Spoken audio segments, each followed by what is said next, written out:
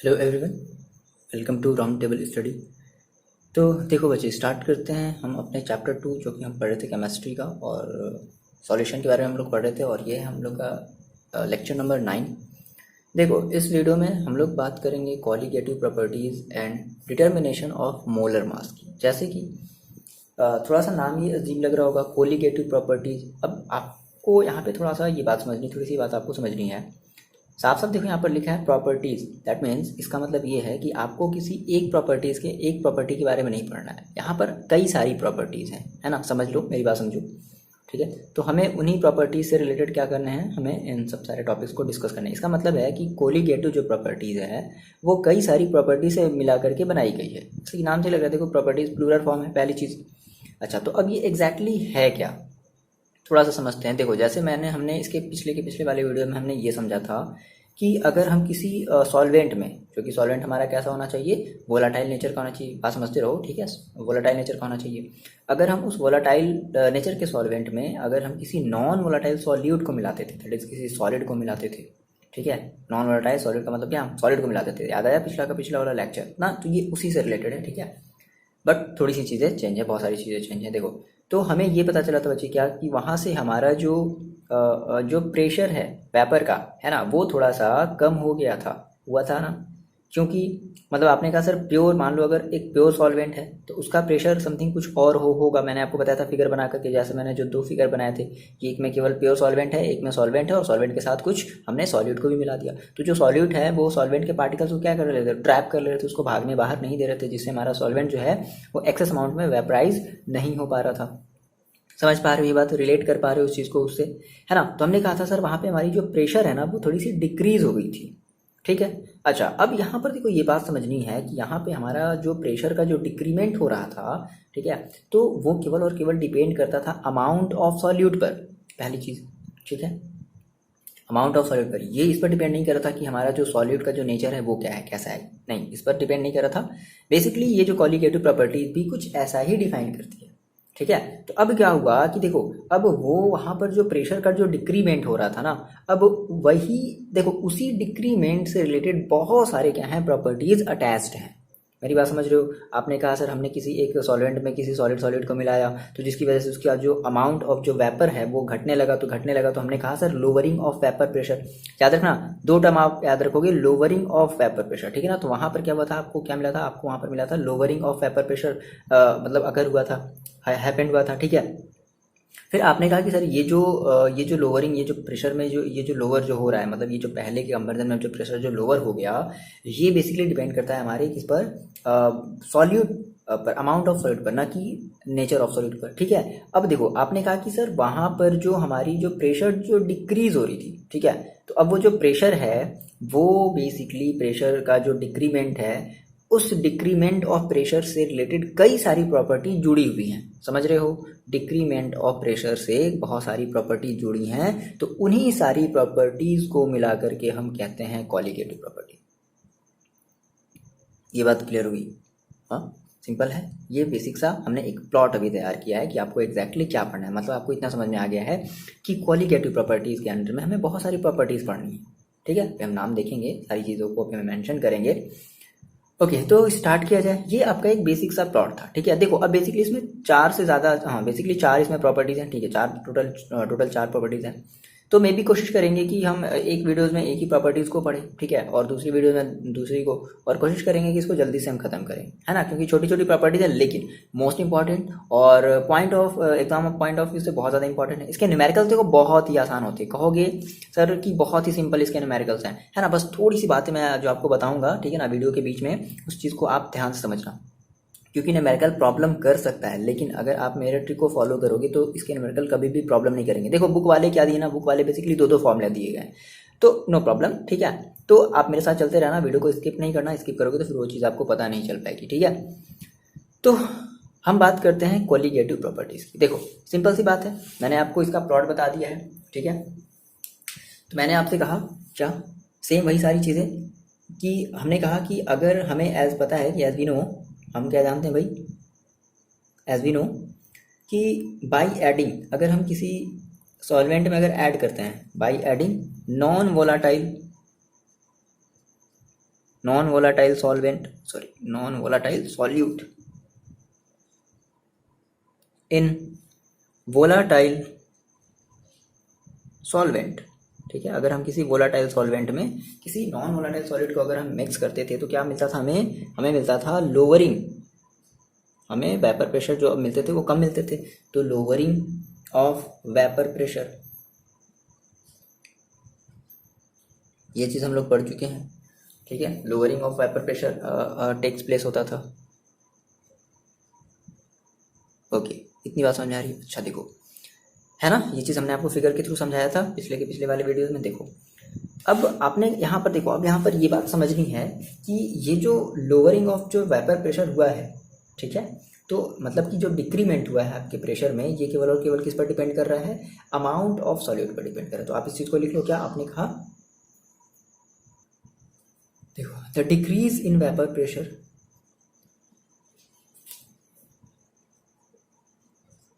the decrease in vapor pressure only depends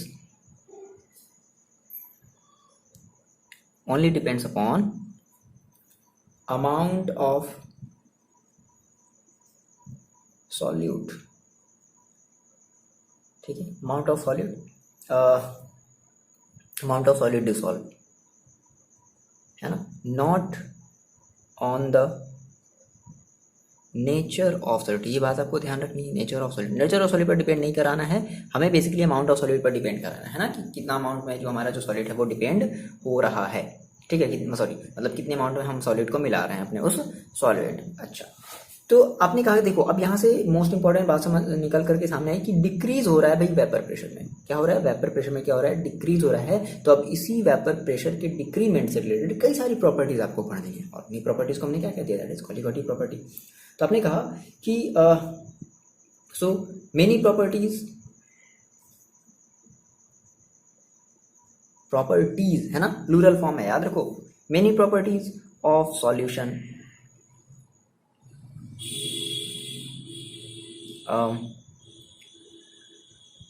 which are based on, कह सकते हो, which are based on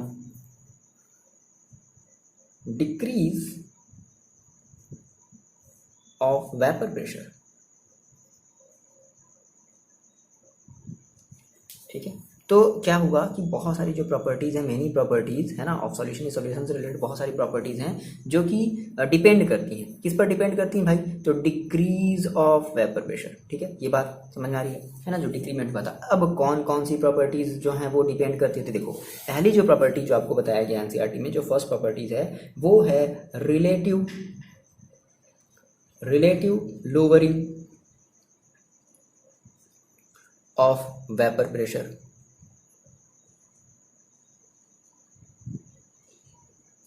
ठीक है, वेपर प्रेशर ऑफ सॉल्वेंट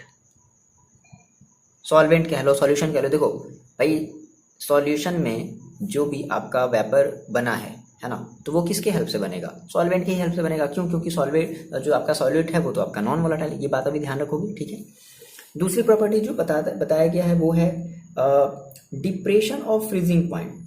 सब हम सारी प्रॉपर्टीज पढ़ेंगे। ओके, तो पहले आप इन सारी चीज़ों को नोट डाउन कर लो, हम पहले लिख देते हैं। देखो सर, तो हमने कहा कि हमारे पास बेसिकली 4 टाइप की प्रॉपर्टीज है: relative lowering of vapour pressure of solvent, depression of freezing point. ये सारी प्रॉपर्टीज हम बारी बारी से डिस्कस करेंगे, ये क्या होता है, ये क्या होता है। Elevation of boiling point of solvent, osmotic pressure of solution. देखो, अब ये सारी की सारी प्रॉपर्टीज हैं, इनके बेसिस पे, चारों ही के बेसिस पे क्या है, न्यूमेरिकल्स हैं। और वो न्यूमेरिकल्स बेसिकली देखो किस पर बेस्ड पर है। तो आपने स्टार्टिंग में हेडिंग डाला है colligative properties and determination of molar mass. Okay, तो पहले हम इन प्रॉपर्टीज के बारे में डिस्कस करेंगे, देन इसके हेल्प से हम मोलर मास को क्या करेंगे, फाइंड आउट करेंगे। समझ गए? अब याद करो, मोलर मास आपको किससे रिलेटेड होता था? मोल से रिलेटेड। आप कहते थे ना, number of moles is equal to given mass upon molar mass. तो कुछ वैसा ही फॉर्मूला अब लगने वाला है। ठीक है, स्टार्ट किया जाए। तो हम यहाँ से स्टार्ट करने वाले हैं फर्स्ट प्रॉपर्टीज। कौन सी प्रॉपर्टीज?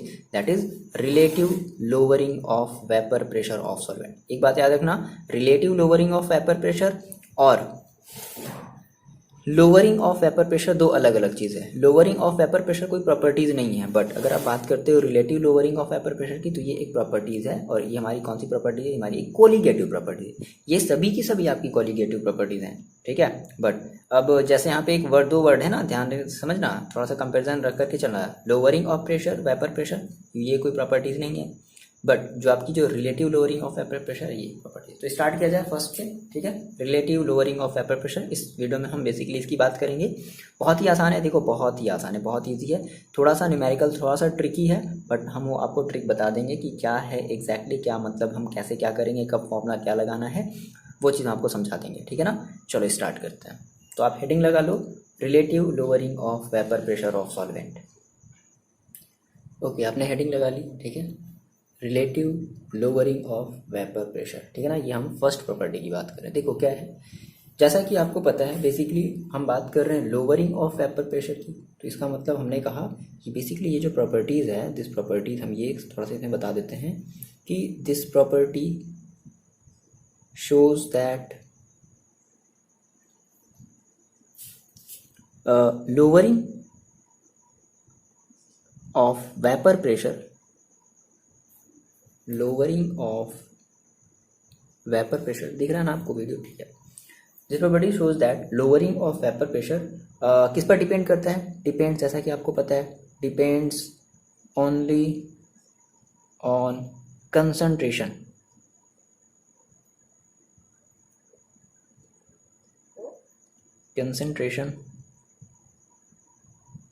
Of solute particle. आपने कहा ना सर अमाउंट पर डिपेंड करता है, concentration of solute particle. Okay, तो अगर ये सॉलिड पार्टिकल के अगर ये कंसंट्रेशन पर डिपेंड करता है, आपने कहा कि हमारा जो सॉलिड पार्टिकल है वो एक नॉन वोलेटाइल की हम यहाँ पर फिलहाल बात कर रहे हैं, तो आपने कहा सर हम कौन सा अप्लाई करेंगे? हम अप्लाई करेंगे राउल्स लॉ, ठीक है ना। तो आपने कहा कि अकॉर्डिंग टू, देखो अब यहाँ से चीज़ें समझना, ठीक है। अकॉर्डिंग टू बहुत ही आसान है, अकॉर्डिंग टू राउल्स लॉ, मान लो सर आपने कहा कि मेरे पास क्या थे, कोई दो कंपोनेंट थे, ठीक है, फर्स्ट एंड सेकेंड, समझ लो दो कंपोनेंट थे फर्स्ट एंड सेकेंड। यहाँ पर एनसीईआरटी देखो कंपोनेंट को फर्स्ट एंड सेकेंड ही मान करके चल रहा है, तो हम भी फर्स्ट एंड सेकेंड मान करके ही चलते हैं। तो आपने कहा कि अगर हम इसमें राउल्स लॉ अगर हम अप्लाई करते थे, मान लो फर्स्ट कंपोनेंट के लिए अगर आप राउल्स लॉ अप्लाई करते थे, तो आप क्या कहते थे? आप ये कहते थे partial pressure of component first is equal to, आप ये कहते थे x1 और P1 नॉट। यहाँ पे हमारा P1 नॉट क्या होता था? Vapour pressure of pure solvent, है ना। अच्छा, और देखो यहाँ पर आप एक बात ये समझो, आपने कहा कि सर ओके ठीक है, देखो यहाँ पे आपने क्या कहा, यहाँ पे सारी चीज़ें बता दो जो कि आपको पहले से ही पता है कि P1 नॉट आपका क्या है, P1 नॉट आपका क्या है? Vapour pressure of pure component, मतलब सॉरी प्योर सॉल्वेंट, ठीक है। यहाँ पे सॉल्वेंट की मान लो फिलहाल बात करें, 1 हमारा मान लो सॉल्वेंट है और जो 2 है वो हमारा सॉल्यूट है, ठीक है। अच्छा, जो आपकी जो P1 होती थी वो क्या कहते थे आप? P1 को क्या कहते थे? वेपर प्रेशर ऑफ सॉल्यूशन, ये तो कहते थे partial vapour pressure of solution. तो यहाँ पर हम कह रहे हैं वेपर प्रेशर ऑफ सॉल्यूशन। अच्छा, अब बात समझना, क्या हम इसको देखो आपने कहा सर आप तो यहाँ पर 1 को आप सॉल्वेंट ले रहे हो, आप 1 को क्या ले रहे हो सर? सॉल्वेंट ले रहे हो, बट आप इसको सॉल्यूशन क्यों मान रहे हो? देखो मैंने आपसे कहा कि आपका जो सेकेंड वाला जो सॉल्यूट है वो कोई भी वेपर क्रिएट नहीं कर रहा है, तो जो भी सारा का सारा जो भी वेपर क्रिएट होगा वो किसकी वजह से होगा? फर्स्ट वाले की वजह से होगा। तो इसलिए हम इसको क्या वेपर प्रेशर ऑफ सॉल्यूशन भी बोल सकते हैं, या अगर आप चाहो तो हम इसको बोल सकते हैं वेपर, क्या बोलो, vapour pressure of, sorry pressure लिख लेना, वेपर प्रेशर ऑफ सॉल्वेंट। इतनी बात बताओ समझ में आई? हमें यहाँ से दो बातें क्यों कर रहे हैं यहाँ पर, हमारा जो डबल स्टैंडर्ड क्यों है इसके मतलब लिए, देखो कैसा क्यों है, रीज़न क्या है। आपने कहा सर हमारा जो वेपर बन रहा है वो केवल और केवल सॉल्वेंट की वजह से बन रहा है, तो जो भी वेपर प्रेशर बन रहा है वो किसकी वजह से बन रहा है? सॉल्वेंट की वजह से बन रहा है, that is vapour pressure of solvent. और इसी वेपर प्रेशर की वजह से आपका पूरा का पूरा क्या है, मतलब एक सॉल्यूशन जो तैयार हो रहा है वो सॉल्वेंट और प्लस सॉल्यूट दोनों है। तो जो सॉल्यूशन में जो वेपर प्रेशर बना है वो किसकी वजह से बना है, फर्स्ट वाले की वजह से। तो आप क्या कह सकते हो, आप कह सकते हो sir vapour pressure of solution, कह सकते हो ना इसको। ये बात यहाँ पे थोड़ी सी ध्यान रखना, ठीक है। समझ में आ रही ना ये बात, बोलो कमेंट करो आप कि हाँ सर मेरे को समझ में आ रहा है।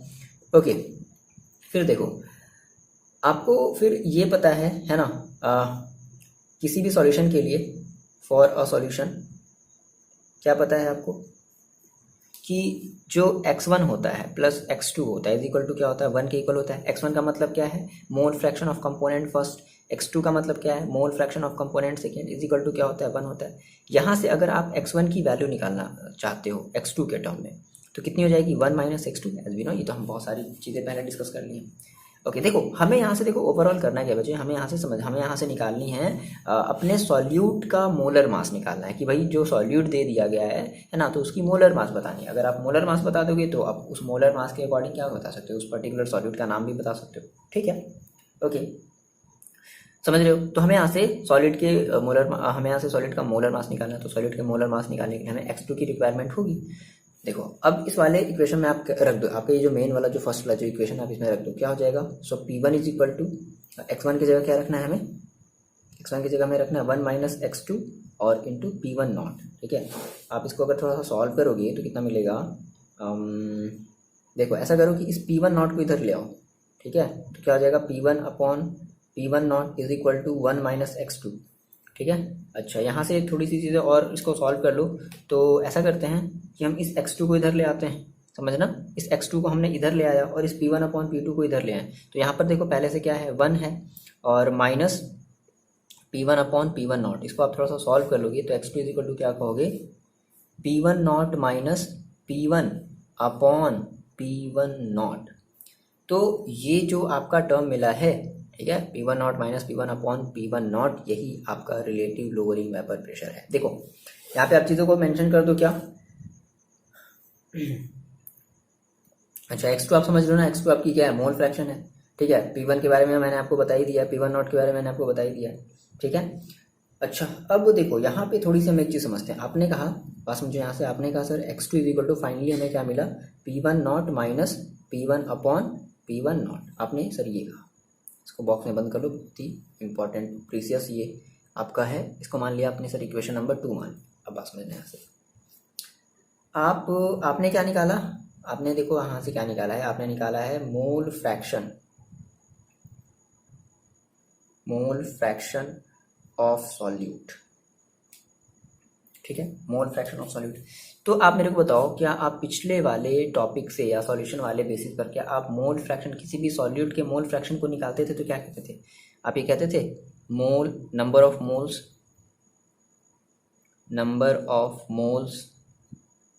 ऑफ सॉल्यूट, याद आ रहा है फॉर्मूला या भूल गए, अपॉन नंबर ऑफ मोल्स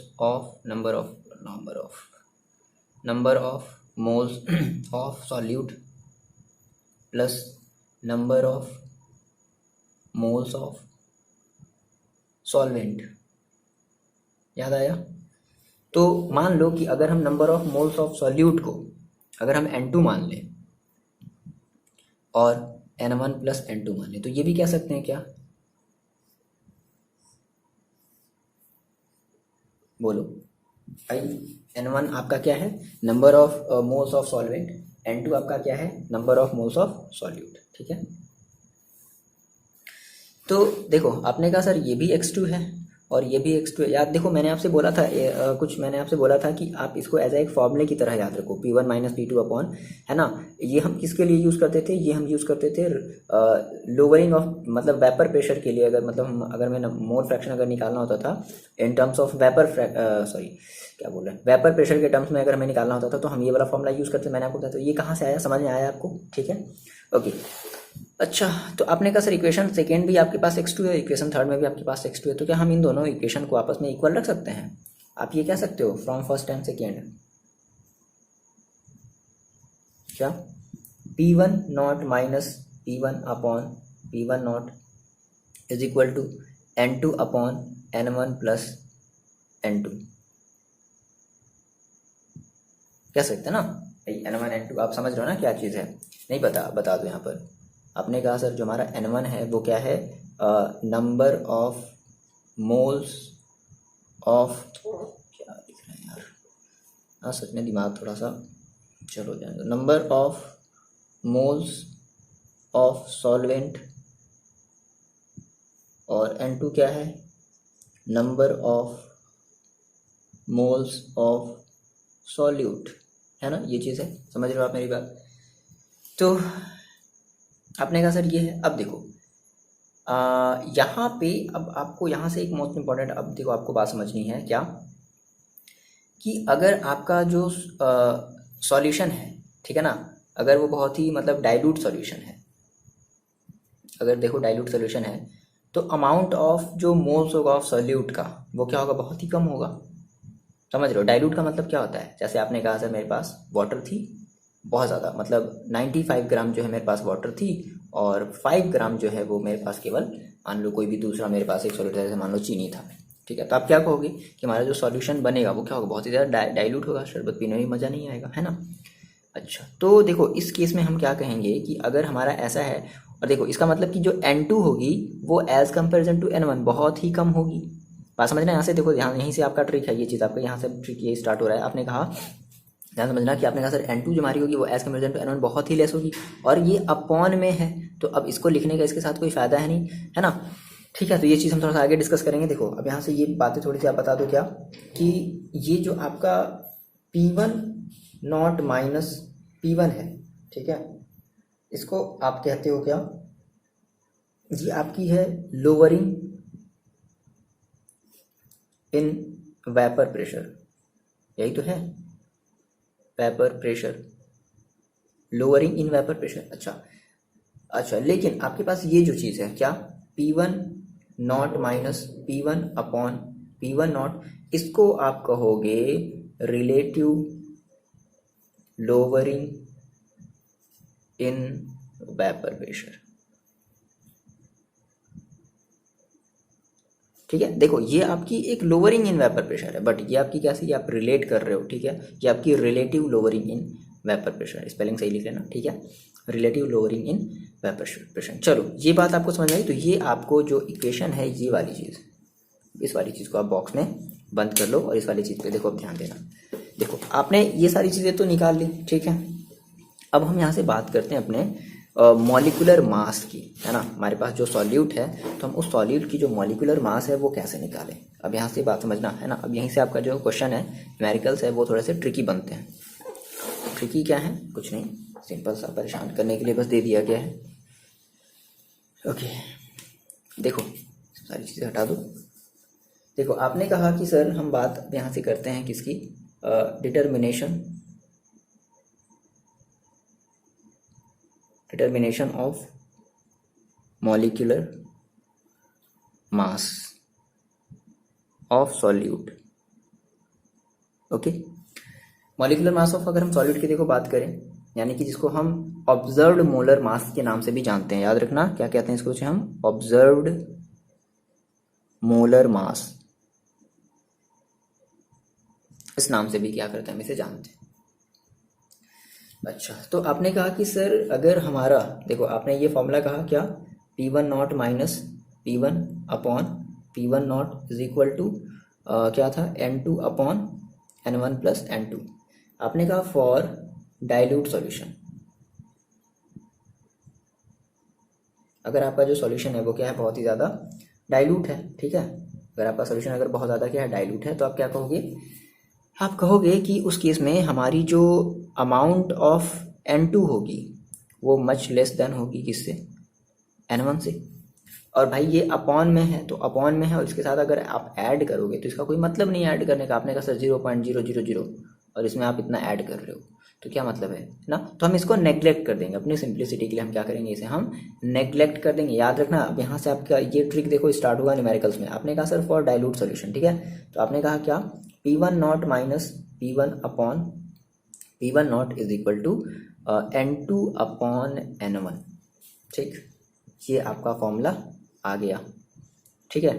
अच्छा, अब यहाँ से बात समझो आप, अगर आपने कहा ये आप डाइल्यूट सॉल्यूशन के लिए ले रहे हो, ठीक है। अच्छा, आपने कहा सर N1 अपॉन कितना आ गया, N2 आ गया, सॉरी क्या कर रहे हैं यार हम, N2 अपॉन N1 आ गया, ठीक है ना। अच्छा, क्या आप मोल्स जानते हो? N2 का मतलब क्या है, मोल्स है, N1 का मतलब क्या है, मोल्स है ना।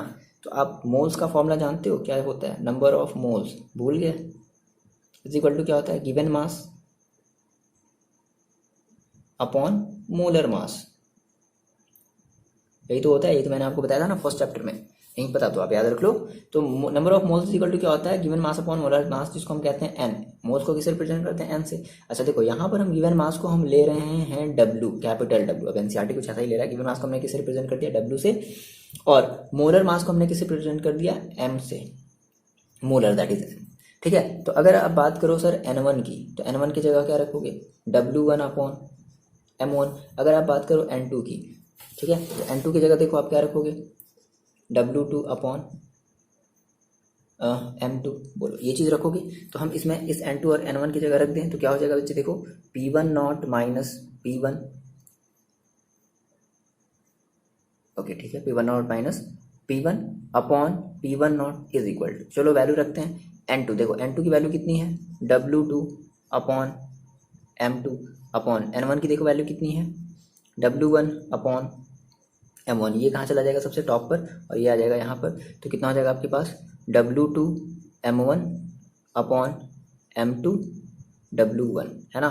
सो फाइनली आपको मिला P1 naught minus P1 upon P1 naught is equal to W2 M1 upon M2 W1। ये आपका फॉर्मूला मिल गया। बट रुको थोड़ा सा सब्र करो, देखो अभी हम कुछ चीज़ें बताते हैं। अब न्यूमेरिकल के लिए देखो ये फॉर्मूला तो ठीक है, क्या होगा, प्रेशर दे देगा, ये वो सारी चीज़ें दे देगा, बोल देगा कि चलो मोलर मास निकालो सॉल्यूट की, ठीक है। अब यहाँ से एक बात समझना बच्चे, आप देखो ये जो हमारा फॉर्मूला है आपने क्या कहा है कि फॉर, ये हमारा किसके लिए, फॉर डाइल्यूट सॉल्यूशन के लिए, ओके। तो देखो अब कई सारे हम जो है न्यूमेरिकल्स को एब्जॉर्व किए है ना, मतलब ऑब्जर्व किए, और एग्जैक्टली देखो ये चीज़ कहीं बुक में नहीं बताएगी। देखो तो अब हुआ क्या, यहाँ से ये चीज़ फाइनली ये पता चला कि अगर आपका जो सॉल्यूट है, बात समझना, सॉल्यूट है, ठीक है, अगर वो 5% तक है, मतलब सॉल्यूट की अमाउंट जो है सॉल्यूशन में 5% तक है, तो आप कहोगे कि सर हमारा ये एक डाइल्यूट सॉल्यूशन है, तो आप उसके लिए ये वाला फॉर्मूला अप्लाई करोगे। इतनी बात क्लियर हुई, बताओ, नहीं क्लियर हुई? मैं आपसे सिंपल क्या कह रहा हूँ, कुछ भी नहीं एक्स्ट्रा, कुछ भी नहीं बातें बता रहा हूँ, सिंपल आपको एक कंडीशन दे रहा हूँ ना भाई। आप किसी भी सॉल्यूशन को डाइल्यूट सॉल्यूशन क्यों कहोगे, तो आप ये बताओगे बच्चे कि अगर उसमें जो सॉल्यूट की जो अमाउंट है अगर वो 5% है, ठीक है, तो आप कहोगे कि हमारा जो सॉल्यूशन है वो एक डाइल्यूट सॉल्यूशन है, और डाइल्यूट सॉल्यूशन के लिए आप ये वाली जो है फॉर्मूला जो है अपनी न्यूमेरिकल्स के लिए क्या करोगे, अप्लाई करोगे। अच्छा, तो क्या हो अगर हमारा जो सॉल्यूट है वो 5% से अगर मतलब ज़्यादा हो, तो फिर तो डाइल्यूट नहीं कहलाएगा ना, अकॉर्डिंग टू जो भी हमने क्वेश्चन लगाया उसके बेसिस पे, ठीक है, डाइल्यूट फिर वो नहीं कहलाएगा। तो फिर हमारा फिर ये वाला फॉर्मूला तो फिर नहीं लगेगा, ध्यान समझना। अब देखो कई कई बुक क्या होते हैं, कई कई बुक बोलते हैं कि आपका सॉल्यूशन चाहे डाइल्यूट सॉल्यूशन हो चाहे ना हो, एक वो पर्टिकुलर फॉर्मूला दे देते हैं और बोलते हैं इस वाले फॉर्मूले पर क्या करो, आप लगाओ, है ना। बट ऐसा नहीं है, अगर आप लगाओगे तो देखो बेसिकली जो मोलर मास है वो चेंज हो जाएगा। आपने कहा सर मान लो आपने इस वाले फॉर्मूले से अप्लाई किया, मान लो आपका जो मोलर मास है वो आ गया 79, बट आपने किसी दूसरे वाले फॉर्मूले से अप्लाई किया और आपका आ गया मान लो 80, तो भाई 80 और 79 अलग अलग आपकी हो गया ना, मोलर मास ये चेंज हो जाएगा ना फिर, ठीक है। तो हमें ये चीज़ नहीं करना है, ठीक है ना। आप यहाँ से मेरी बात सिंपल ध्यान समझ लो, ये आप किसके लिए लगाओगे, जब आपकी डाइल्यूट सोल्यूशन हो, यानी कि 5% तक हो। अब ये भाई 5% का मतलब क्या क्या है सर, कैसे बताएंगे, परसेंटेज कैसे बताएंगे। देखो बहुत आसान है, आपने कहा सर मेरे पास मान लो 98 ग्राम जो है वो वाटर था, हाँ, और 2 ग्राम जो है वो शुगर था। तो आपने कहा सर ये हमारा जो वाटर है, समझ लो मेरी बात समझ लो, आपने कहा सर ये हमारा जो वाटर है वो एक सॉल्वेंट है और ये जो है वो सॉल्यूट है। तो आप हमसे हम आपसे अगर ये पूछते हैं क्या कि आप बताओ कि जो शुगर है ना, जो सॉल्यूट है वो इस सॉल्वेंट में कितने % है, तो भाई क्या आपको इसका क्या, आपको इसका शुगर का क्या निकालना है, परसेंटेज निकालना है, ठीक है। तो 2 आपको इसका देखो, मतलब आपको शुगर का परसेंटेज निकालना है कि पर्टिकुलर जो शुगर है कितने % है वाटर में, तो कैसे निकालोगे, यही तो करोगे 2 × क्या 100/98 सॉल्व कर लोगे तो कितना आ जाएगा, कितना आएगा भाई, लगभग 2% के आसपास आएगा। तो आप क्या कहोगे इस केस में, आप इस केस में कहोगे सर कि हम ये वाला फॉर्मूला अप्लाई करेंगे, है ना। मान लो आपने कहा कि नहीं ऐसा नहीं हुआ, मान लो इसकी अमाउंट अगर आप और ज़्यादा दे दे, समथिंग कुछ और दे दे, 10% के आसपास दे दे, तब क्या अभी भी ये डाइल्यूट सॉल्यूशन रहेगा, नहीं ना, तो फिर हमारा फॉर्मूला चेंज। अब देखो बात में ना, तो ये पहले चीज़ आप नोट कर लो, ये आप किसके लिए अप्लाई करोगे, ये आप अप्लाई करोगे डाइल्यूट सॉल्यूशन के लिए, ठीक है। इतनी चीज़ मिटाते हैं। ओके देखो अब हम बात करते हैं, आपने कहा सर अगर क्या हो मेरा, अगर सॉल्यूशन जो है वो डाइल्यूट ना हो, तो आपके पास ये फॉर्मूला था P1 naught minus P1 is equal to N2/N1 + N2, ये था ना। जस्ट अपोजिट करो इसको, समझ लो, एक ये थोड़ा सा, ठीक है, इसको ऊपर भेजो, इसको नीचे भेजो। तो भाई देखो हम दोनों तरफ पार्शियलिटी नहीं कर रहे हैं ना, इसको भी ऊपर भेज रहे हैं, इसको नीचे भेज रहे हैं, तो इसको भी ऊपर, इसको भी नीचे, तो क्या हो जाएगा P1 minus P1 is equal to, ये भी ऊपर चला गया, क्या कितना हो गया N1 + N2/N1/N2, ठीक है। अब देखो इसको अलग अलग कर लो तो कितना हो जाएगा N1/N2, ऐसा कर सकते हैं, बोलो N2/N2, ऐसा कर सकते हैं भाई, दोनों के डिनोमिनेटर में कितना है N2 है ना, तो दोनों का डिनोमिनेटर सेम है, तो हम ऐसे कर सकते हैं, फिर से ऐड, तो ये N2 से N2 कट गया, कितना बच गया, दैट इज आपके पास बचा N1/N2 + 1। तो फाइनली आपने कहा सर मेरे पास ये बचा P1 naught minus P1 is equal to N1/N2 + 1। अब क्या करते हैं कि हम इस 1 को इधर इस साइड भेज देते हैं, ठीक है। तो आपने कहा सर भेज दो, कितना हो जाएगा P1 naught minus P1 - 1 is equal to N2/N1। Okay ये N1 है, एक मिनट,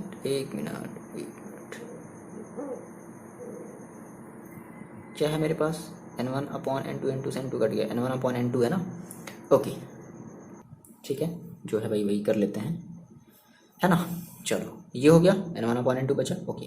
इसको आप थोड़ा सा सॉल्व करो, देखो तो फाइनली आपको N1/N2 इज इक्वल टू क्या मिलेगा, देखो आप इसका मल्टीप्लाई करोगे, इसका डिनोमिनेटर कुछ नहीं तो 1, इधर क्या नहीं है, इधर P1 नॉट माइनस P1 नहीं, तो आप इसको भेज दो। तो यहाँ पे पहले से क्या है, देखो P1 नॉट माइनस, अब ये इधर गया तो देखो पास में यहाँ पर माइनस है, सिंबल चेंज हो गया था, ध्यान समझ रहे हो ना, सिंबल क्या होंगे, चेंज हो गए, ये तो बेसिक सी बातें समझते हो ना। तो P1 नॉट प्लस P1 कर दिया जाए, बताओ, upon P1 naught minus P1 कर दिया जाए, तो फाइनली आपने कहा सर N2 शॉर्ट चढ़ गया N2 का, N1/N2 इज इक्वल टू, देखो आपने कहा सर ये P1 नॉट और minus P1 not cancel out हो गया, क्या बचा आपके पास P1 नॉट माइनस P1, ठीक है। अच्छा इसको आप फिर से उल्टा कर दो, इसको भी उल्टा कर दो, मतलब वही फिर से अपना पहला वाला पैटर्न बना लो। तो आपने कहा sir N2/N1 is equal to P1 naught minus P1/P1। देखो फर्क क्या आया, मेरी बात समझना, वहाँ पर आपने जब कहा था, डिफरेंस समझ लो, आप अपने कॉपी से भी देख सकते हो, आपने कहा सर वहाँ पे हमारे पास ये आया था N2/N1 is equal to P1 naught minus P1/P1 naught, बस ये फर्क आया। और यहाँ पर क्या है, अगर आपका सॉल्यूशन अगर डाइल्यूट नहीं है तो आप इसके लिए ये अप्लाई करोगे, क्लियर है ना बात। सेम वही चीज़ आपने कहा सर फाइनली आपको मिल गया, है ना। अगर हमारा सॉल्यूशन अगर डाइल्यूट नहीं है तो कहेंगे P1 naught minus P1/P1 is equal to, अब देखो N2/N1, तो N2 सेम वही वाली वैल्यू रख देते हैं, तो N2/N1 की आपको वैल्यू क्या क्या मिली थी, दैट इज आपको ये मिला था, क्या मिला था W2M1, है ना, अपॉन M2W2। तो ये किसके लिए है, जब आपका सॉल्यूशन डाइल्यूट सॉल्यूशन नहीं होगा, दैट इज 5% से ज़्यादा होगा, तब आप ये कहोगे, ठीक है। क्लियर है इतनी बात, आ रही बात समझ में, तो ये आप समझ लो, है ना।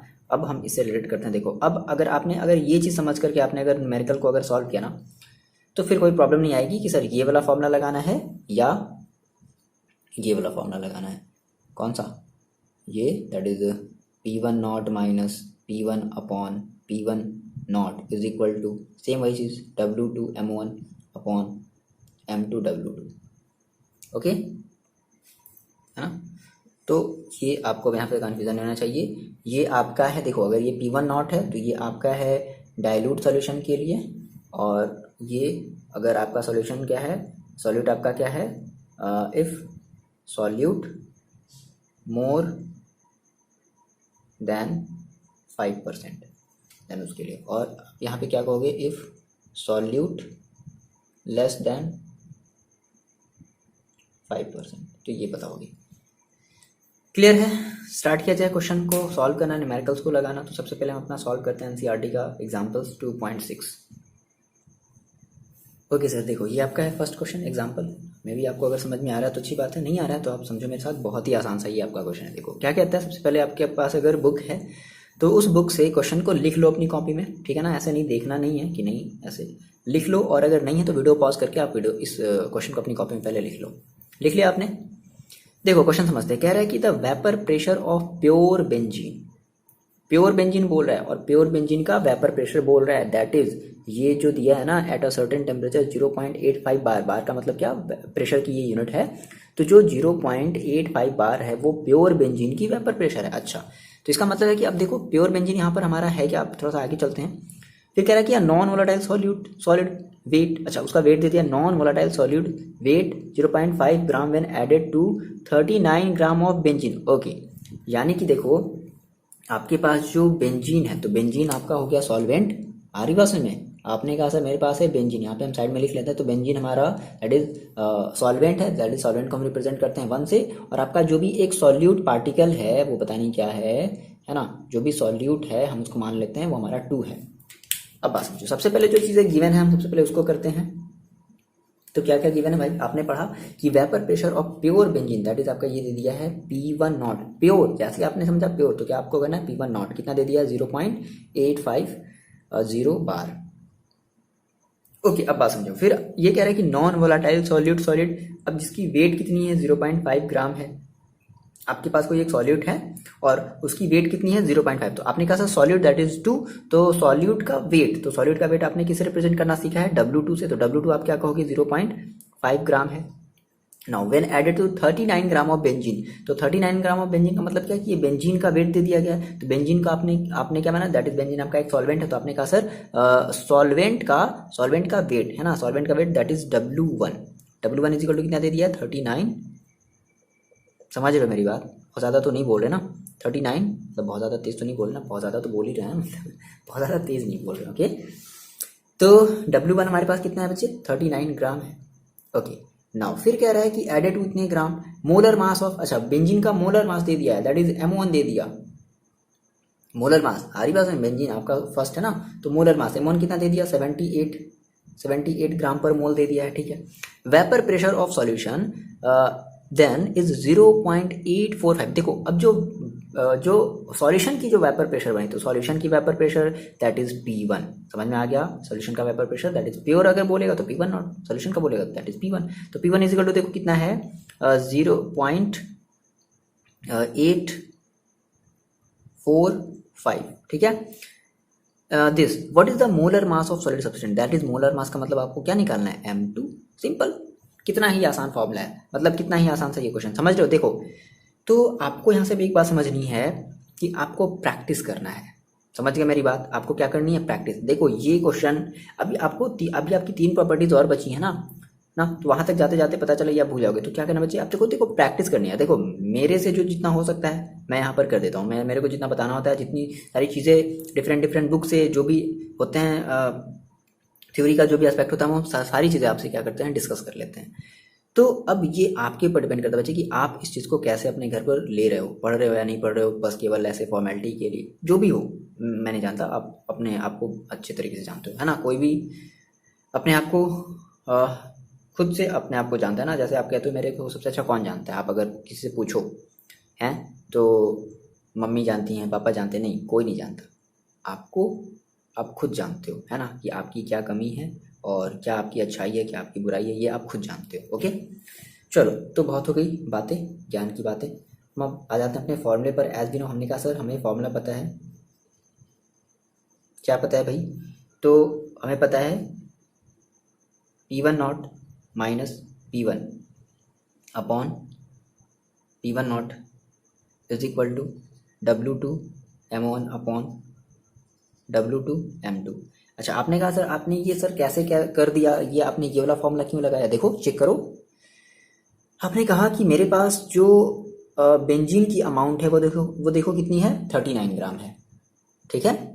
और ये रफ है आपका, हम ये चेक कर रहे हैं, हम ये आपने कहा ना सर, ये आपने यानी कि आपने ये वो डाइल्यूट वाला फॉर्मूला लगाया है, तो आपने सर क्यों लगाया, क्या आप ये चेक कर ली। देखो आपने कहा सर बेंजीन की अमाउंट कितनी, 39 ग्राम है, और जो आपका सॉलिड है वो कितना है, वो है आपका 0.5 ग्राम। तो आप इसका परसेंटेज निकालो भाई, आपको इसकी इस सॉलिड का परसेंटेज निकालना है ना, तो आप क्या कहोगे, 0.5 दिख रहा है आपको, नहीं दिख रहा, 0.5 इंटू परसेंटेज कैसे निकालते हैं, 100 से मल्टीप्लाई करके 39 से क्या करेंगे, डिवाइड करेंगे। चलो करके देखो कितना आ रहा है, हाँ भाई कितना आया, कितना आया, इसका करोगे तो कितना आ जाएगा, 0.5 इंटू 100 दैट इज आपका हो जाएगा 50, 39 कम ही आना है ना, कितना आएगा लगभग 39, 39 वन टाइम में जाएगा तो 1 पॉइंट समथिंग हो जाएगा, देख लिए।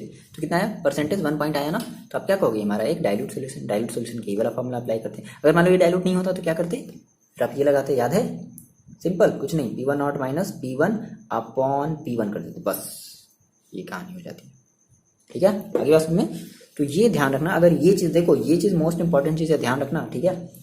ओके, तो फाइनली यहाँ से आपने कहा सर P1 देखो कितना है, 0.850 माइनस P1 कितना है, 0.845 अपॉन P1 कितना है, तो 0.850 इज इक्वल टू W2, देखो W2 आपने कितना माना है, 0.5 इंटू M1 आपने कितना माना है, 78 अपॉन W2 आपने कितना माना है, W2 है दिया हुआ है 39 इंटू M2 आपको फाइंड आउट करना है। तो फाइनली यहाँ से देखो इस चीज़ को हम थोड़ा सा सॉल्व अगर कर लें, 0.850 और 0.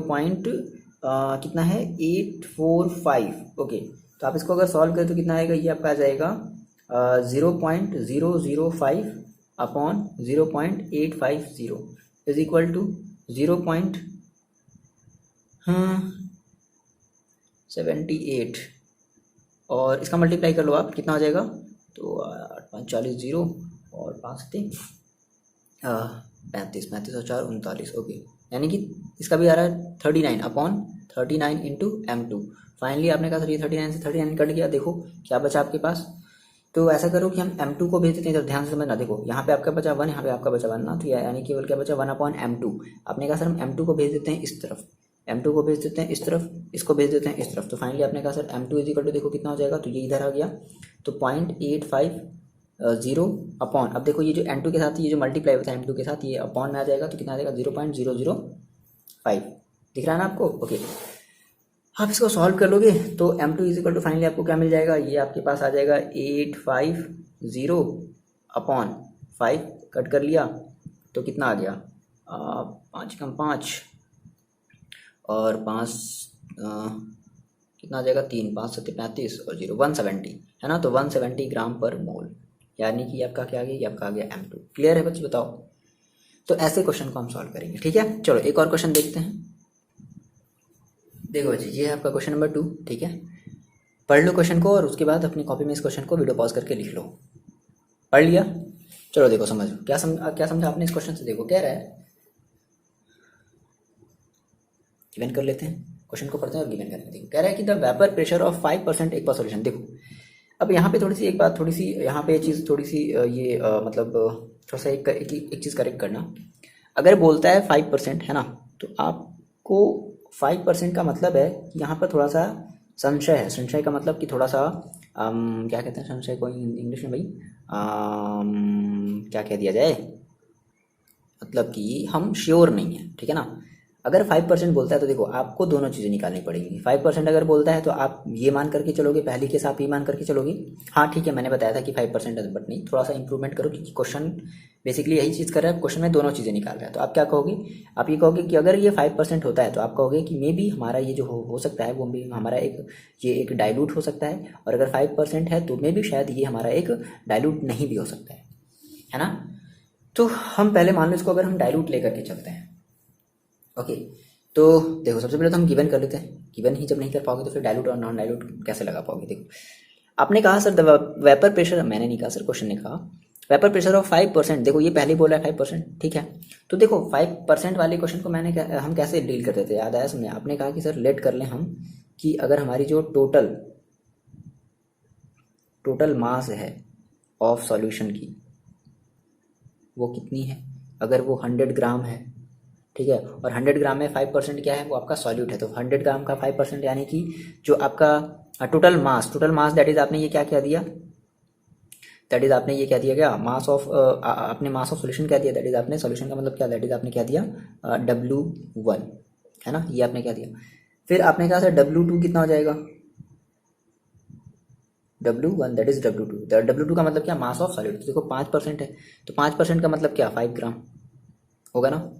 W2 आपने कितना क्या दिया, 5 ग्राम क्या दिया, ओके ना। फिर कह रहा है कि जो वेपर प्रेशर है, vapour pressure of aqua solution of non rival organic substance eight 373 की आपकी टेम्परेचर दी गई है, इज 740 mm, है ना। और कभी कभी ये केवल mm ही दिया रहेगा, ध्यान समझना, कभी कभी ये केवल क्या दिया रहेगा, mm। तो mm का मतलब ही आपको क्या समझ लेना है कि आपका ये वेपर प्रेशर ही दिया है, ठीक है। अच्छा, तो ये देखो कह रहा है कि 5% एक्वा सॉल्यूशन का जो इतना जो है ना, वो कितना दिया है, वो 745 mm ऑफ Hg ये दे दिया गया। तो इसका मतलब ये क्या दे दिया गया है, गेस कर सकते हो क्या, ये आपका दे दिया, कह रहा है साफ साफ देखो, कह रहा है कि सॉल्यूशन का ये प्रेशर है, दैट इज आपका ये दे दिया गया है P1 कितना है, 745 mm। क्लियर है इतनी बात, ठीक है। ये आपका प्रेशर दे दिया गया सॉल्यूशन का। अच्छा, सॉल्यूशन का प्रेशर तो दे दिया गया, अब आपको प्योर सॉल्वेंट का प्रेशर चाहिए, आपको यही चाहिए ना। आपने कहा कि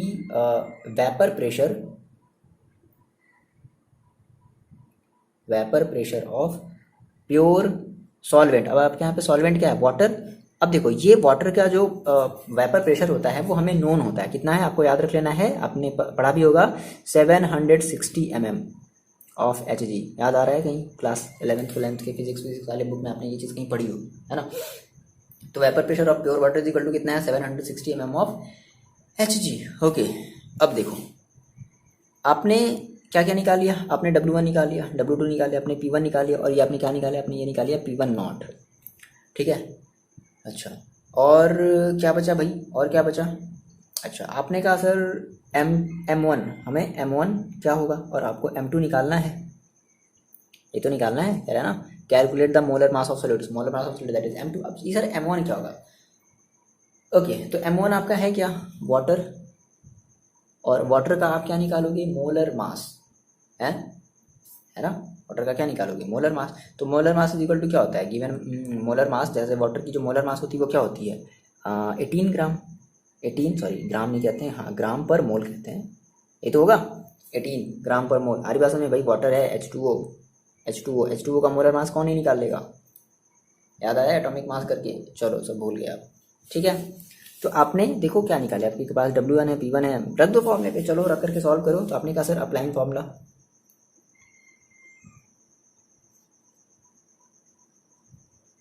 क्या है भाई फॉर्मूला मेरे पास, P1 naught minus P1 upon P1 naught is equal to W2, कितना आसान सा फॉर्मूला है, अपॉन W1, और W1 M2 रख दिया जाए तो 760। P1 की देखो वैल्यू कितनी है, P1 कहाँ गया, P1 गायब हो गया क्या, P1 नॉट की वैल्यू 700, P1 कहाँ गया यार, गायब हो गया, ओके। 745 अपॉन P1 नॉट की value 760 is equal to W2 की वैल्यू W2 5 इंटू M1 की वैल्यू M1 18 अपॉन W1 की वैल्यू W1 कहाँ गया, 100 कहाँ गया, एक मिनट, यहाँ पर देखो हम लोगों ने कर दिया मिस्टेक, छोटी सी गलती हो गई। देखो आपने कहा सर ये टोटल मास ऑफ सॉल्यूशन है ना, सॉल्यूशन तो हमारा W1 नहीं होता ना, सॉल्वेंट होता है ना, तो कोई बात नहीं। आपने कहा sir W1 is equal to क्या हो जाएगा, तो W1 इज इक्वल टू क्या कहोगे भाई, देखो सॉल्यूशन है टोटल 100 ग्राम, और आपने कहा सर सॉल्यूट है 5 ग्राम, तो 100 माइनस क्या कर दोगे, 5 तो कितना आ जाएगा, 95 ग्राम आ जाएगा, बोलो इतना समझ आ रही है। तो अब हम W1 के जगह क्या रखेंगे, W1 के जगह हम लोग रखेंगे 95, और इंटू आपको M2 निकालना है, सॉल्व कर लिया जाए। तो आपने कहा सर 760 और minus 745 that is 15 upon 760 is equal to, काट दो, 5 बन जाए 5, और 5 कितनी बार में कट जाएगा, कितना हो जाएगा भाई, कितना हो जाएगा, एक मिनट तो फिर गलती कर दी, अरे यार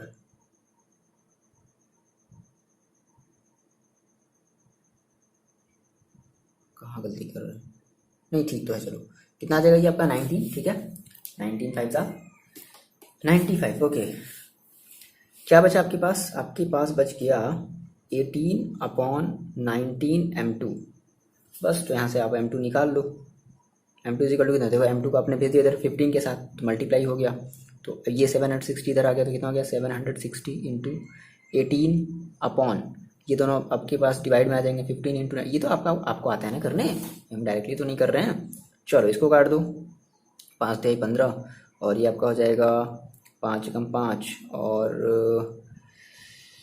2 7 26, 5 × 25 25 26 1 5 × 10 152 और गुणे 18 मल्टीप्लाई कर दिया जाए। चलो तो फाइनली आपको m2 इज इक्वल टू क्या मिल गया, 152 गुणे 18। अब इसका गुणा करोगे तो आ जाएगा आपका 912 अपॉन ये 1 मिनट, 3 × 18, इसको काट दो, ठीक है। तो कितना हो जाएगा 6 दूना 12 और 5 × 30 31, 6 × 6 3 9 912, ओके ठीक है, अपॉन 19 है ना, डिवाइड कर दिया, कितना आ गया 48 ग्राम पर मोल, कितना आ गया 48 ग्राम पर मोल। तो अभी आपने ये क्या मान करके चला है कि अभी हमारा जो सॉल्यूट है वो हमारा जो अभी जो सॉल्यूशन है वो एक डाइल्यूट सॉल्यूशन है, समझ में आ रही बात? अभी आपने ये मान करके चला है ना। अगर हम आपसे ये बोले कि नहीं चलो आप ये मान करके चलो कि आपका जो सॉल्यूशन है वो एक मतलब डाइल्यूट सॉल्यूशन नहीं है ना, when solution is not dilute, क्या कहोगे? इतनी बातें जल्दी से छाप लो अपनी कॉपी में, कर लिया? चलो मिटाते हैं इसको।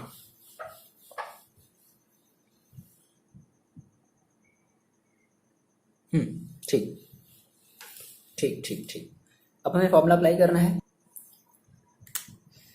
तो हमने कहा कि सर वेन क्या हो कि इफ, नहीं वेन नहीं कहेंगे, इफ सॉल्यूशन नॉट डाइल्यूट, ठीक है। तो आप ये निकाल लो, क्या कहोगे? आप कहोगे ना P1 naught minus P1 upon P1 is equal to same वही चीज़ W2 M1 upon M2 W1। Clear है? यहाँ से आप M2 निकाल लोगे, ठीक है। आप यहाँ से जब इसको सॉल्व करोगे तो हम आपको बता दे रहे हैं, देखो आपका आंसर कितना आएगा, ये आएगा नियर अबाउट 47.05, देख रहे हो मोल, मतलब थोड़ा सा वेरी किया। तो आपकी मर्जी, देखो अब मेरी बात समझो, अब देखो, अब फाइनली कंक्लूजन समझ लो। देखो ये बोला जाता है कि अगर आप चाहो, है ना, तो आप डायरेक्टली हमेशा आप इस वाले फॉर्मूले का यूज़ कर सकते हो, मतलब बुक में बेसिकली ये बोला जाता है कि आप डायरेक्टली सारे फॉर्मूले का यूज़ कर सकते हो, बट नहीं, कोई ज़रूरी नहीं है, कोई ज़रूरी नहीं है। आप क्या कहोगे, आप ये चेक करोगे कि अगर 5% से कम है, ऐसा मत करना कभी भी, ठीक है। आप बस ये चेक कर लो कि 5% से, देखो मोस्टली क्वेश्चन आपको ऐसे ही मिलेंगे, या तो 5% से कम या तो 5% से ज़्यादा। तो अगर 5% से कम मिलता है तो इसके पहले वाला फॉर्मूला, और अगर 5% से ज़्यादा मिलता है तो बस सिंपल, ये सिंपल सा फंडा है, ठीक है, याद रखना इस चीज़ को। देखो जी, ये एक लास्ट क्वेश्चन हम लोग करते हैं, ठीक है। ये क्वेश्चन जो आपको वो पंजाब बोर्ड में आया हुआ है, पीबी बोर्ड, ठीक है। देखो बहुत ही आसान सा क्वेश्चन है। देखो अब देखो बेसिक सी बात है, देखो अब जैसे जो प्रदीप की अगर आप बुक यूज़ कर रहे हो, ठीक है ना, तो प्रदीप के बुक में क्या बोला गया है कि ओवरऑल जो भी कंडीशन हो, मेरी बात समझना, जो भी कंडीशन हो दे, जैसे इसके पिछले वाले क्वेश्चन को भी मैंने देखा प्रदीप वाली बुक से, वो भी आपके पंजाब बोर्ड में आया हुआ था, झारखंड बोर्ड में भी आया हुआ था, ठीक है, और सीबीएसई बोर्ड में भी आया हुआ था। तो उसमें देखो क्या किया था कि उसमें केवल एक ही चीज़ अप्लाई किया था, क्या मेरी बात समझ लो, यहाँ से समझो थोड़ी सी, उसमें केवल एक ही चीज़ अप्लाई किया था, क्या, ये P1 naught minus P1 upon P1 is equal to W2 M1 upon M2 W2, और ये बोल रहा है कि चाहे सॉल्यूशन चाहे जैसा भी दिया हो, आप केवल और केवल यही वाला फॉर्मूला अप्लाई करोगे, ठीक है। बट देखो अब थोड़ी सी जो प्रदीप की जो बुक है तो उसमें थोड़ा सा कुछ और वो कहता है कि नहीं ऐसा नहीं है, अगर मान लो ऐसी कुछ कंडीशन है। बट अब देखो कहने का मीन्स क्या है, हम दोनों चीज़ें को कंपेरिजन जब किए तो ये पता चला कि ज़्यादा वेरिएशन नहीं है, जैसे आपने पिछले वाले देखा ना, पिछले वाले क्वेश्चन में ज़्यादा वेरिएशन नहीं आया, ठीक है। तो जब आपको ऐसा लगे कि नहीं, अगर हमारा जो परसेंटेज है वो कम है, ठीक है, तो आप वो वाला फॉर्मूला अप्लाई कर सकते हो। और जब आपको ऐसा नहीं लगे कि मतलब जब आपको कुछ समझ में नहीं आए, मेरी बात समझो, जब आपको कुछ भी समझ में नहीं है तो आप डायरेक्टली आप ये वाला, दोनों ही सही है, मेरी बात फिर से समझो, दोनों ही बातें सही हैं, ठीक है, क्लियर है। स्टार्ट किया जाए, बट मोस्टली जो प्रदीप वाली बुक है वो ये वाला बोलता है कि ये वाला आप अप्लाई करो, है ना, क्योंकि बहुत ही ज़्यादा नेग्लेजिबल अमाउंट में है, तो ऐड करोगे तो क्या आएगा, बहुत ही ज़्यादा दिख रहे थे ना, बहुत ही ज़्यादा नेग्लेजिबल अमाउंट में थी, तो कुछ नहीं, आंसर पे ज़्यादा फर्क नहीं पड़ेगा। क्लियर है, चलो स्टार्ट किया जाए। ओके, तो ये आपका क्वेश्चन देखो आया हुआ है पंजाब बोर्ड में। क्या कह रहा है क्वेश्चन, सबसे पहले आप अपनी कॉपी में लिख लो। कह रहा है कि हाउ मच यूरिया, यूरिया इसका जो है वो मोलर मास दे दिया गया 60 ग्राम पर mole, must be dissolved in 50 gram of water so that the vapour pressure at room temperature is reduced by 25%। बात समझना, जो वेपर प्रेशर है वो कितनी रिड्यूस जा रही है, 25% रिड्यूस हो जा रही है। इसका मतलब बहुत ज़्यादा अमाउंट में सॉल्यूट मिलाया गया है। सिंपल सी बात है भाई, वेपर प्रेशर इतनी ज़्यादा रिड्यूस हो जा रही है, इसका मतलब क्या है, अमाउंट बहुत ज़्यादा अमाउंट में मिलाया गया है। तो अमाउंट अगर ज़्यादा अमाउंट में मिलाया गया है तो आगे बात में कौन सा फॉर्मूला अप्लाई करना है, also calculate the molarity of the solution. Okay, फिलहाल ये तो बात की बात है। आपको फर्स्ट ऑफ ऑल क्या निकालना है, पहले आपको निकालना है amount, sorry how much urea, that is आपको हाउ मच यूरिया का मतलब क्या हो गया, आपको निकालना है M2। ठीक है, आपने कहा सर गिवन, तो कह रहा है कि how much amount of urea. देखो आप अगर यूरिया को मान लो सॉल्यूट और वाटर के साथ मिलाया जा रहा है, तो वाटर आपका क्या हो गया एज अ सॉल्वेंट, तो दैट इज उनको 1 मानते हैं। तो आपने कहा sir amount, that is mass पूछ रहा है किसका, M2 का, है ना, और मोलर मास दे दिया गया है, यानी कि उसका जो, सॉरी W2 पूछ रहा है यार, W2 पूछ रहा है आपसे, और उसका molar mass that is M2 दे दिया गया है 60 ग्राम पर मोल, ये गिवन है। कह रहा है कि must be dissolved in 50 gram of water. 50 gram of water में क्या किया जा रहा है, डिसॉल्व किया जा रहा है। 50 ग्राम ऑफ वाटर कहने का मतलब है कि आपका दे दिया गया है W1 इज इक्वल टू 50 ग्राम। ठीक, अच्छा, so that vapour pressure at room temperature is reduced by 25%। अब देखो अगर ये W1 जो है आपका 50 ग्राम है, तो M2 बता सकते हो कितना होगा, सेम वही कंडीशन, 18 ग्राम मोलर मास, 18 ग्राम पर मोल, है ना। तो आपकी ये M2 पता है, आपको W2 निकालना है। अच्छा, अब रही बात सर P1 और P2, P1 नॉट और P1 नॉट और P1 ये कैसे बताया जाए। ठीक है, कि ये चीज़ें देखो, अब इसके लिए हेल्प देखो लेते हैं हम, क्या करते हैं। कह रहा है कि जो रूम टेम्परेचर है, जो वेपर प्रेशर है ना, must be dissolved in 50 gram of water so that vapour pressure at room temperature is reduced by 25%। देखो जो वेपर प्रेशर है वो कितनी रिड्यूस हो जा रही है, 25% रिड्यूस हो जा रही है। देखो फिर से ये परसेंटेज वाला, तो परसेंटेज वाला जब भी आएगा तो आप क्या मानोगे, लेट हम ये कर लेते हैं कि हमारा जो वेपर प्रेशर है, vapour pressure is equal to 1 ATM। ठीक है, हम क्या मान लेते हैं, 1 ATM मान लेते हैं। देखो अगर परसेंटेज की बात होगी तो आप जो आपका जो ओवरऑल जो टोटल जो मतलब प्योर सॉल्वेंट के केस में आपने कहा कि हमारा जो टोटल जो वेपर प्रेशर है ना, हम वो कितनी ले ले, हम वो 1 ATM ले ले। यहाँ पर कोई टेम्परेचर मेजर वगैरह भी ऐसी कोई चीज़ नहीं थी, तो हमने मान लिया सर 1 ATM हमारा क्या है, वेपर प्रेशर है। ठीक है, अगर यानी कि ये आपकी है P1 नॉट। अब आप समझो, अगर आपका P1 नॉट अगर 1 ATM है, कह रहा है कि 25% रिड्यूस हो जा रहा है, 25% रिड्यूस हो जा रहा है, यानी कि आपको क्या मिला, आपको मिला P1, है ना, रिड्यूस्ड आपको प्रेशर मिला, कितना मिला, तो 125%। तो आप अगर 1 का अगर 25% निकालोगे तो कितना आ जाएगा। ओके, देखो इसको कैसे निकाल सकते हैं। देखो 1 का अगर हम परसेंटेज में, अगर हम 1 का मतलब समझते हैं, हम क्या कहते हैं, 100% कहते हैं। ठीक है, अगर 100% में से 25% क्या हो गया, कम हो गया, दैट इज कितना परसेंट बचा, 75% बचा।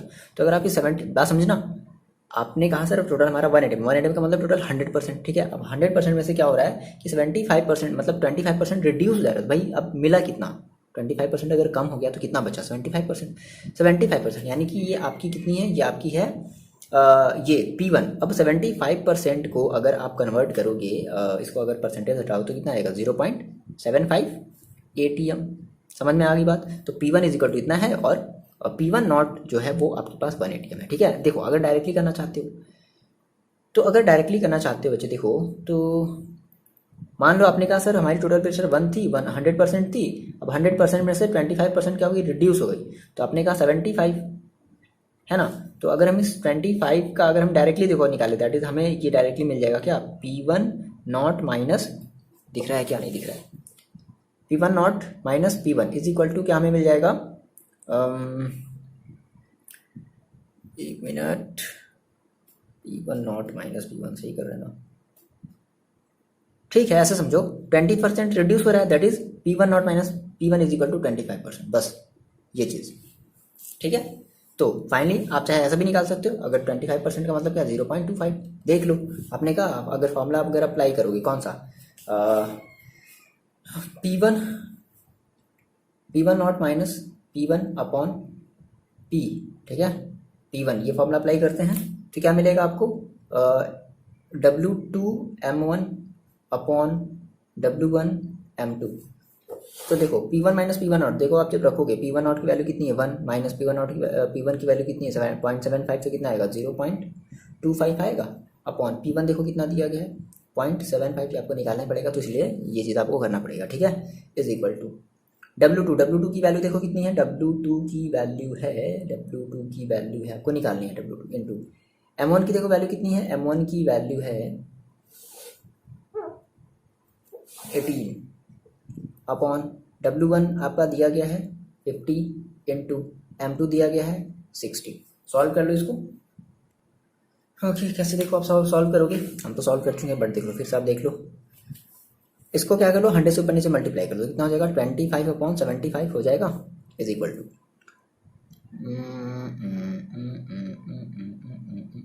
18/90। ठीक है, नहीं आएगा, कोई बात नहीं, इसको ऐसे ही रखो, W2 इंटू 18, मल्टीप्लाई भी मत करो, कटना ही है।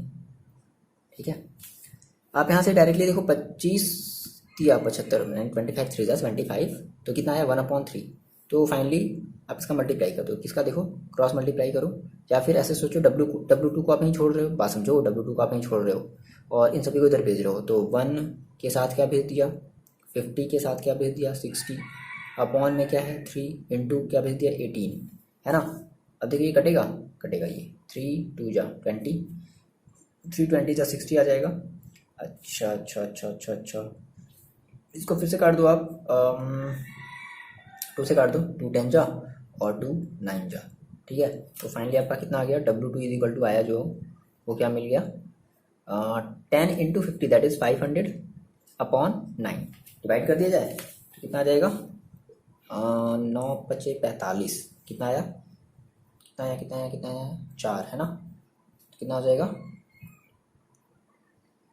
ओके 45 5, फिर से वही 9 5 45, पॉइंट लगाओगे मतलब 55.555 भी पता नहीं कहाँ तक ऐसे चलेगा। ठीक है, तो 55.55555 क्या ग्राम, ये आपने क्या निकालिया, ये आपने निकाल लिया W2,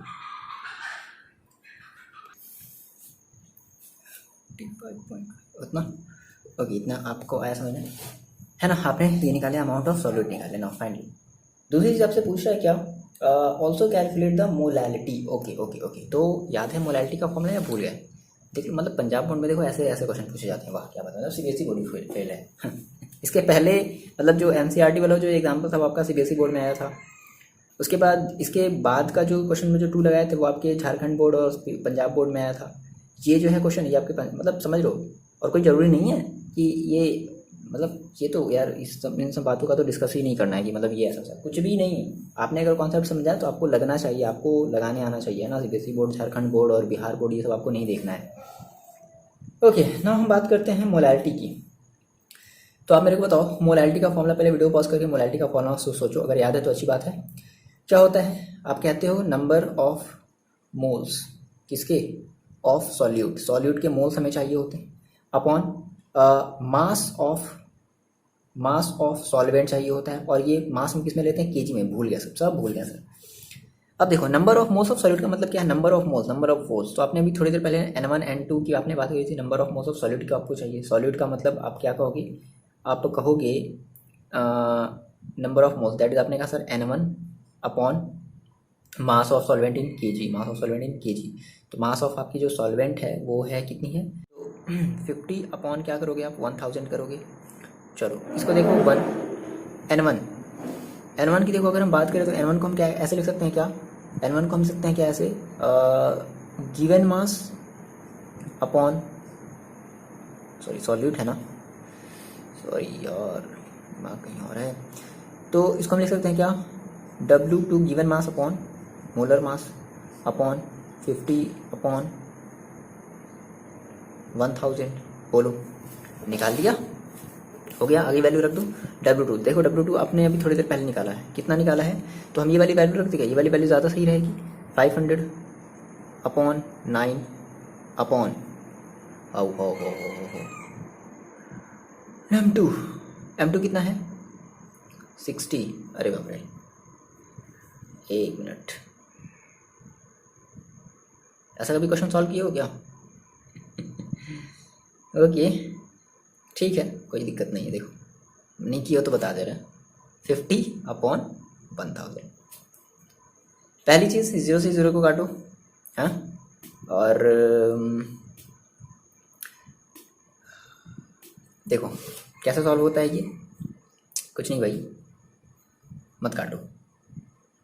50 अपॉन, आप अगर सॉल्व कर लेते हो तो ठीक है, नो प्रॉब्लम, नहीं कर पा रहे तो आप मेरे साथ चलो। देखो आपने कहा सर ये दोनों एक है ना, ये दोनों एक है, और मतलब दैट इज़, ये मान लो आपका टोटल एक्स है, ये कहाँ जाएगा सबसे टॉप पर, दैट इज़ इसके साथ हो जाएगा, दैट इज़ 500 अपॉन 9 इंटू 1000। बोलो ये तो होगा अपॉन, ये चला जाएगा यहाँ पर, बस हो गया। नहीं किया तो सॉल्व कर लिया आपने, 60 इंटू 50। अब देखो काटो 0 से 0, तो ये आपका 0 से ये 0 कटा, ये 0 से ये 0 कटा, है ना, कितना हो गया आपके पास आ गया, आपके पास आ गया 500, एक और 0 आ गया अपॉन। देखो अब ये 9 है ना, तो 5 6 30 और 9 इंटू 30, बोलो ऐसे हो जाएगा, ये एक 0 से एक 0 फिर से ये कट गया, तो कितना आ जाएगा 500 अपॉन 27, कितना आ गया 500 अपॉन 27। सॉल्व कर लो कितना आ जाएगा, ये लगभग आपका कटेगा 27 है ना, तो 27 25 नहीं हम ज़्यादा ले जाएंगे, 270 हम मैक्सिमम ले जा सकते हैं। अरे यार देखो इसको जो है ना आपको सॉल्व करना ही पड़ेगा, कैसे 520, सॉरी यार क्या कर रहे हैं, 27 500 कितना मिल जाओगे, एक बार मिल जाओगे 27, कितना बचेगा आपके पास 3 और कितना बचेगा 2, 0 लगा दो, अभी कितनी बार मिल जाओगे आप, तो 270, 10 बार में आ जाएगा, 9 बार में कितना आ जाएगा, 9 बार में आ जाएगा 270, कम ही होगा, ठीक है। 9 बार में जा करके देखें, मतलब कर लो इसको आप सॉल्व, क्या बताया जाए, कर लिया जाए, नहीं 63 6 9 18 24 240, 9 बार में देखो ज़्यादा आ जा रहा है, तो कितनी बार में, 8 बार में, ठीक है। तो 8 बार में कितना आ जाएगा आपका, ये आपका 8 ले जाओ, तो 56 6 और 16 16 6 21 हो गए, 216, कितना आ जाएगा आपके पास लगभग 10 बचेगा 4 और 2, कितना बचेगा 1, ओके 14 ना, लगभग आपका आ जाएगा, मतलब 18 पॉइंट समझ लो कितना आ गया, सॉल्व कर लोगे आप, ठीक है। तो 18 पॉइंट समथिंग कुछ आएगा आपका, ठीक है। और क्या है, मोलैलिटी है, तो क्या कहोगे आप, मोलल, ठीक है। तो इस तरीके से आप सॉल्व कर लोगे, तो ये है आपका मतलब ओवरऑल, मतलब इस तरीके से आपको जो है इस टाइप के क्वेश्चन को ऐसे सॉल्व करना है। और ये हमने फर्स्ट प्रॉपर्टी पढ़ ली, दैट इज कौन सी प्रॉपर्टी थी, relative lowering of vapour pressure, ये हमने फर्स्ट प्रॉपर्टी पढ़ ली ना। 2 प्रॉपर्टी और बची है, कोशिश करेंगे कि आज के समय में थोड़ा सा हम उसको वीडियो को अपलोड कर दें, क्योंकि देखो ये थोड़ा सा यही है बेसिकली, इन सब चीज़ों की वजह से चीज़ें हैं ना थोड़ी सी लेंथी हो जाती है, तो कुछ नहीं आपको समझना है ना, समझ करके चलोगे तो कोई भी प्रॉब्लम नहीं आएगी। अगर आप ऐसे ही पढ़ लिए ये वो मतलब, तो फिर कोई मतलब नहीं है, ठीक है। चलो मिलते हैं आपसे नेक्स्ट वीडियो में, और पढ़ाई करते रहो, और आप कमेंट करके बताओगे कि आपको ये सारे जो कॉन्सेप्ट है वो समझ में आया या नहीं आया। मिलते हैं आपसे नेक्स्ट वीडियो में, पढ़ाई करते रहो, अपना आप ख्याल रखो।